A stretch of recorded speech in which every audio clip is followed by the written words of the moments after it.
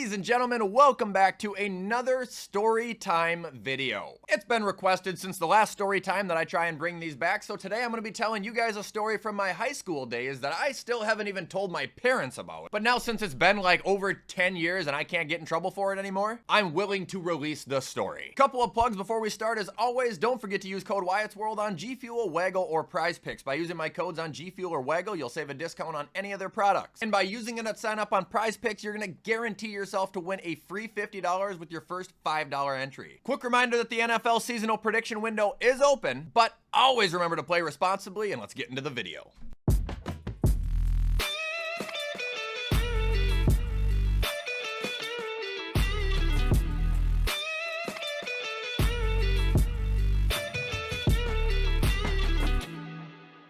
Okay, folks, so as always, we're gonna be playing a little football while I tell this story, but for a little background, this story takes place during my senior year of high school, and the tale I'm about to tell is the time that I somehow miraculously evaded the entire police department of my city. So, back when I was in high school, I had a good friend named Nate. And the thing about Nate is Nate's parents were split up, which is incredibly unfortunate. But with that being said, Nate lived with his mom, and Nate's mom was a nurse. And if you're wondering how this adds up, it'll connect in a second. So, since Nate's mom was a nurse, that meant every other weekend she was gone working. And I don't mean like gone during the day, home at night. She was gone Friday to Monday, did not come home. So, as you could probably imagine, like I would hope a lot of other high schoolers would do, Nate used to throw parties every other weekend. And I'm not talking parties where, 4 or 5 people are sitting around in a circle playing video games, drinking beer. I'm talking fucking ragers. 40, 50 people jammed in this house. We had our whole friend group there. We had people and friends from neighboring schools showing up to these things. So anyway, this specific instance just happened to be in the dead middle of winter. Nate had a party on a Friday night. We all got home from school, made up dumb excuses to our parents as to what we were doing, and then went over to Nate's to start drinking beer. And it was the typical gathering there. House loaded, music blaring, beer pong upstairs, beer darts downstairs. Everyone's just having a ball. Then it gets to be, I would say, close to midnight. I don't think it was quite midnight yet, and one of our buddies had to go outside. Now, I'm not sure why anybody would want to go outside at midnight in the middle of the winter. I'm sure you guys can guess. So anyway, he went outside.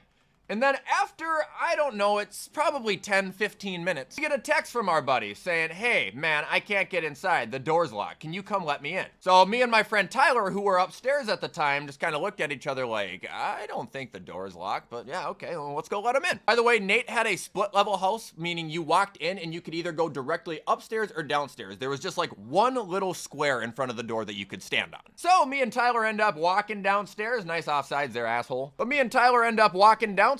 And as we open the door and expect to see our friend Cole, it's a sheriff. What Tyler did then is something that we still talk about to this day and something I will never forget. The sheriff yelled, "Hey!" And Tyler's exact response was this.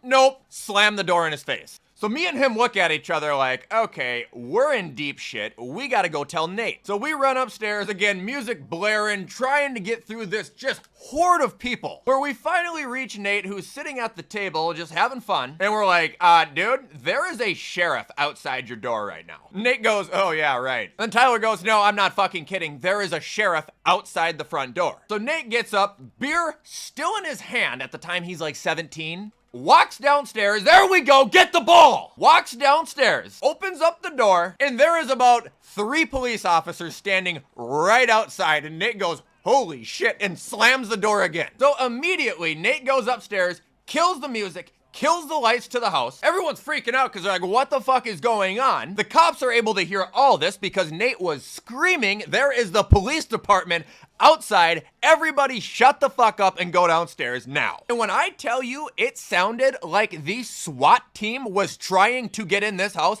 I'm not embellishing. Dude, at this point, there was probably at least 8 or more officers there, and they were going to town, pounding on every window, every door, screaming to open up, flashing lights in every single window you could. And this didn't stop until probably close to 2 o'clock. Like, this was hours. I remember the whole time I was just thinking about what the hell I was gonna tell my parents, because like there was no way I was gonna get out of that. Nate was drinking the entire time because he's like, if we all get minors, it doesn't fucking matter what the BAC level is. We're fucked either way. And anyway, about 2 a.m., 2:30ish, the noise dies.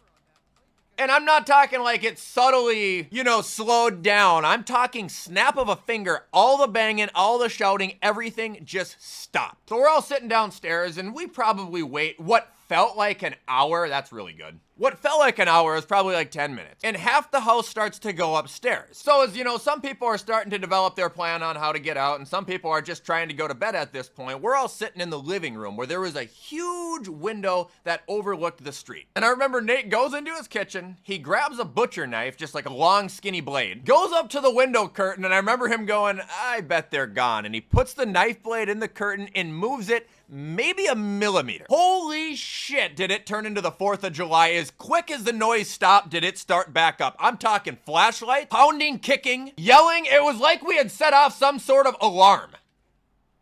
Ooh, good catch. So back downstairs we go. We're all just sitting there, and then our dumbass friend named Ethan decides to say, you know what? I think I'm sober enough to drive. I'm just gonna run out the back door and make a bolt for my car. That was when Tyler stood up and literally said, if you go outside, I am gonna kick the shit out of you at school the next time I see you. I do not care if I get suspended. You don't get it. As soon as that door would have opened and Ethan got grabbed, every single one of us were fucked. So Ethan ends up staying in the house. We actually end up just going back downstairs and falling asleep. Nice fucking throw. But yeah, we fell asleep at about 4:30, 5 o'clock in the morning. It was only for like an hour or two because we woke up at 6.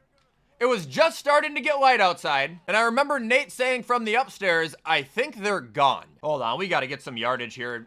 Okay, 2 fumbles in a row. This is really fun, man. So I remember going back upstairs, and Nate had like the blinds open at this point, and he was right. There was no cop cars out there anymore. I don't know if they were hiding. We didn't know if they had given up on us. We didn't know what the hell was going on. So at this point, people just start leaving, which, by the way, you should have seen his yard. It was insane, dude. It was snowy outside. There were so many foot tracks in the snow from the police officers. There was like no snow in Nate's yard. It looked like he had almost mowed his fucking grass in the middle of winter. But anyways, people are leaving and just getting in their car and driving. I decide I want to play it a little bit safe and just chill for like a second. So around 7:30, 8 o'clock, because I also didn't want it to be weird to my parents that I just show up at 6 a.m. That'd be fucked up. I get my jacket on and I slip out the front door. Now keep in mind, at the time I drove this 2005 red Mazda. No, it wasn't a Mazda. It was a Mitsubishi Mirage, just a little beat to shit bug. And I was like a block up the road, and I'm walking up to my car, and lo and behold, I see a police officer's car just sitting right down the block. So I end up walking around the neighborhood. This is an awesome experience I'm having on NCAA today. And as I walk around the neighborhood, I'm looking through like the backyards of these houses to try and see the street with my car on it. Cop is still there. So then I walk through the backyard of this house. I sit behind this random house's garage for about 5 minutes. Thankfully, nobody ever saw me because that would have been a story to explain. And then I just casually walked around the side of the garage, tried to make it look like I lived there, and I remember the police officer in the car staring a hole through my head, and I just gave him a casual, got in my car, and then drove past him. That entire drive home, I was just looking in my rearview mirror, just waiting to see cherries behind me. What I should say is I was bobbing and weaving through the neighborhood because as soon as I hit the highway and I was in the clear, breaking another law here, but I will tell you, that was the fastest I had ever driven home in my life. I'm just getting waxed right now. Then, as you can imagine, I walked in the door. Parents said, how was your night? Oh, it was pretty good. And then I just went back to sleep.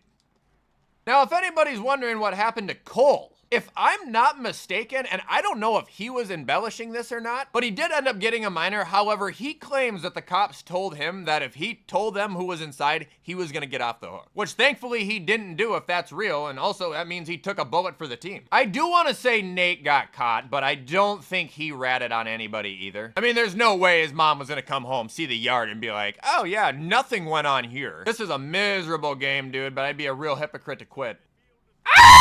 Why aren't you running? Why is he running like that? You know, I'm starting to side more with the people that say it's the community that ruins these games more than the games themselves. Now we turn on the Jets, boy. Get out of here, bitch. Why? Okay, did you just fumble? What the fuck? I mean, just nothing's going my way this game at all. That's 3 fumbles. Meek Mill. I can't get the ball out, of course. Come on, burn him. Come on, boys. If you could just fucking throw the ball, you would have 2 touchdowns this game. You're playing like Tyler Heineke out of Madden 22. This is horseshit. I already forgot. Is it Taylor or Tyler Heineke? I think it was Taylor Heineke, right? Or was it Tyler?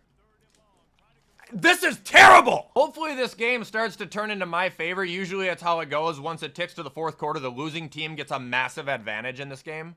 Incredibly rigged, but also effective. Dead ass though, if you play the CPU on this game, it's like a thing. There's Reddit pages on it. When you're either in the final drive of the second quarter or the entire fourth quarter, the other team just turns into an absolute monster. See what we can do here.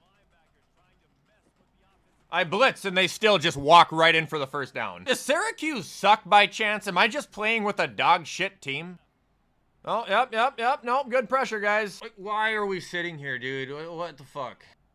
This guy is just gonna be the ultimate fucking troll, isn't it? Dude, just claim your free 5 yards and get out of here.